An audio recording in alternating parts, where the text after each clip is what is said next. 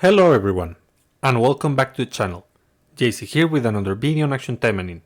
Today we're gonna check how the characters have been buffed historically and what exactly are the problems of those and some other suggestions for Gremory. But before we start, don't forget to leave a like, share and subscribe if you enjoyed the content. So, going back to the main topic. So, the problem, let me check my notes because this is extensive. So, there has been many ways in which Gremory has buffed characters, and we can see that they are not really a big company, maybe medium sized, maybe small, but they are selling a niche game, and there's probably a not that big team of developers behind this. And it is easy to know because they aren't like super organized and everything is super consistent. And we can check that specifically on what it is not a complaint or criticizing them. It is just like what's true. And what do I mean by that? For example, renewals. Renewals aren't what they used to be. They constantly evolve and they change the way they do things based on feedback, which is a good thing. But the fact that they didn't do the renewals the same for everyone means that there are some characters which aren't as proficient as newer characters that got their renewals. So, first of all, let's analyze what happened on the giving buff part of things. So, the first, if I'm not mistaken, because it's been a long time since then, but if I'm not mistaken, the first character who received a buff was Shiranui. She was underperforming at the time, and they didn't give any kind of a special campaign for Shiranui receiving her buff. It was just out of the blue. Shiranui is going to get a buff because she's not performing properly, so that's one thing. They enhance the effectiveness of her skills, her range, speed. So it was okay for the most part. Then the next thing that we got were packs. Like packs have been since the very beginning, almost not since the very beginning, but very early they started to implement packs. And if you notice, if you go, for example, to Asagi, it says, increases skill damage by 25%, performs counterattack. This doesn't enhance any particular color, which is kind of good. It is generic, it works for everything.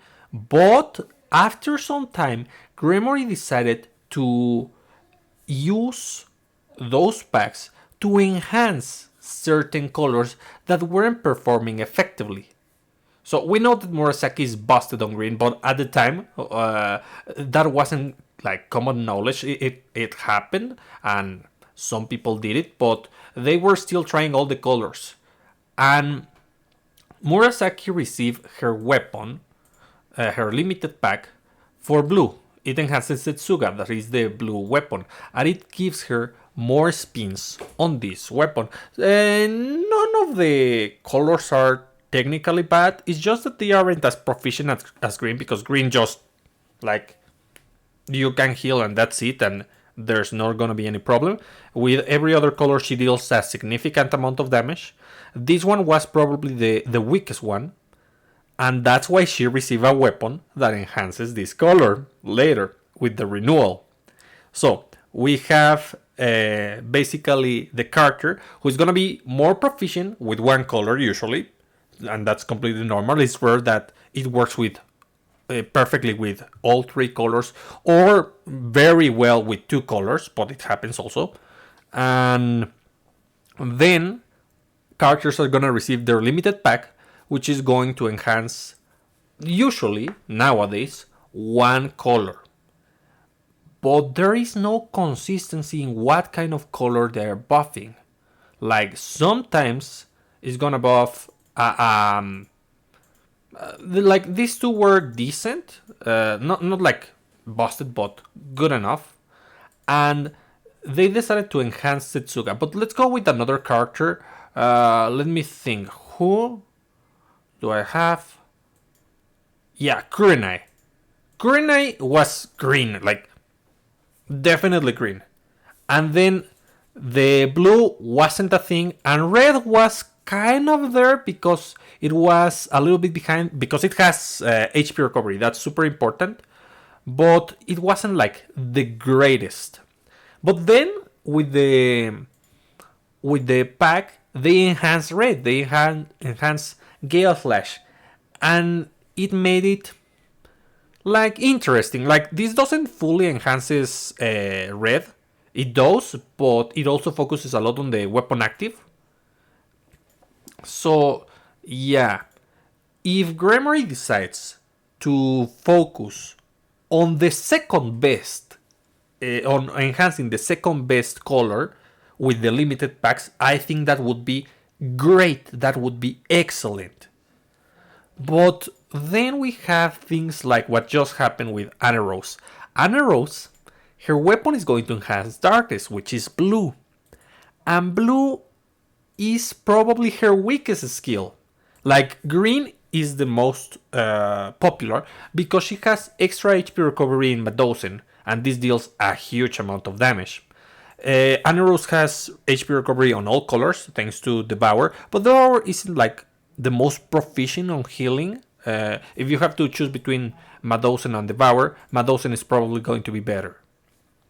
So, yeah, they should have enhanced probably Rymax, which is the red one, instead of Darkness, and they should have used the rework to enhance Darkness. So, going to the review. So we were talking about how they enhance the characters with the limited packs, and now let's talk about the renewals. The renewals, unfortunately, haven't been that great, or well, they weren't that great in the past. Now they are great, and that's the problem, because those characters who received the renewal at first, the early ones, aren't as good as the ones that are receiving renewals now. Number one, with the renewals, you know that there are packs that offer weapons. Well, guess what? These four, Asagi, Yukikaze, Sakura, and Rinko, don't have a renewal weapon. So yeah, they are at a disadvantage with the rest of the renewal characters. That's one thing. Then, lately, not lately, like the last character who received a renewal, Noah, received on her pack her limited supporter. The character released limited supporter. Where is Blue Noah? Here is Blue Noah. We received a copy of this on one of her packs, which previous characters who also have character release supporters didn't receive. So they are at a disadvantage too. Then, sometime after the implementation of renewals, they decided to implement leader skills with the arrival of Spinel. Here we have her leader skill. And then Oboro, let's go back here. Oboro is the first character that with her renewal received a leader skill. If I'm not mistaken, if you want to correct me, if I say something wrong, you may correct me. But the thing is that all the other characters that already receive a renewal don't have leader skills, which is a problem. How are they going to get them? And also, these four characters didn't receive a weapon. How are they going to get them? And also, the characters who had a character release limited supporter and got a renewal didn't get it on the pack. So what about that, Gremory? Like, you see where I'm going? It's not that I don't like what they are doing. It's that they need to think things through so that they are consistent throughout the renewals. Like, it is super, super great that they are listening, that they are adjusting things like way better than they did before. Like if you look at the renewals for the early characters, they are unimpressive. Like Sakura's percentages on her skills went up. Like I think they at the cooldown reduction on Nether Dive, they increased the critical here instead of being 270, it was 250, something like that. I don't remember, but yeah, it is just not as impressive as Obor's Renewal. Obor's Renewal is amazing. They added this busted debuff that makes her super OP, and she now has a very legit niche. Unfortunately, not all things that come with the renewal are good. For example, they changed Vicious Slasher, which was one of her best damage dealing skills, and changed it into a kind of supportive skill. Yeah, it also deals damage, but it's now a supportive skill that pulls the enemy in so that you can use Hypnosis Seal or Wicked Slasher. So yeah, fortunately, the Grimoire is listening, and what I would suggest is that they do. Let me check my notes. They do like questionnaires. Like if they ask, what do you want to see on a character? What kind of buffs? What kind of skills do you think are not working? It will be a whole mess if everyone write their opinions. So instead of doing that, they could do something a little bit more organized and say, well, what do you think are skills that need buffing? And on what effects? And you can select the skills and say, we need this. In like a paragraph, just say very quickly what this skill needs or what this character needs. What would you like to be its niche? Like something very quick and not so that we don't write too much and we don't overwhelm them, because I don't think they have the manpower to to actually read through a bunch of our suggestions. So if they made something well organized and short where we could comment and give feedback on what is not working on each character, they could actually do some buffs like what we want or what would be useful for that character. Like, don't get me wrong, I do like what this weapon does, but Aneros doesn't have a huge attack to be a main damage dealer that also take advantage of these buffing capabilities. She doesn't have debuffing capabilities to take advantage of this support role by pulling the enemies. And well, she does have debuffing capabilities, but it's not like busted. Like she puts electrocute on green, and this is on blue, so it reduces the enemy's defense by 10%. That's like very very low, and she doesn't buff the other characters in the party. So what exactly is the reason why I want to use Annie Rose in a team and take advantage of this weapon?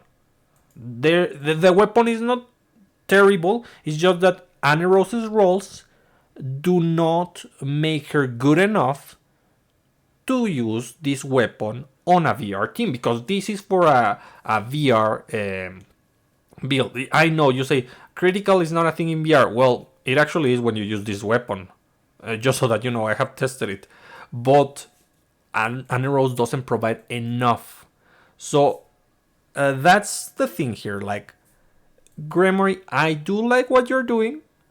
I do like that they are evolving, adding more things. But the thing is that anything previous to those additions is going to be like, I don't want to say power creep, but they're not performing as well. And what are they going to do? They're going to release a bunch of leader skills in a row, like 3 leader skills, 3 leader skills, 3 leader skills, and also a rerun on those renewal packs that actually add those limited supporters. Like, not all characters receive limited supporters. Let me go here. Supporters. Let's see. Here.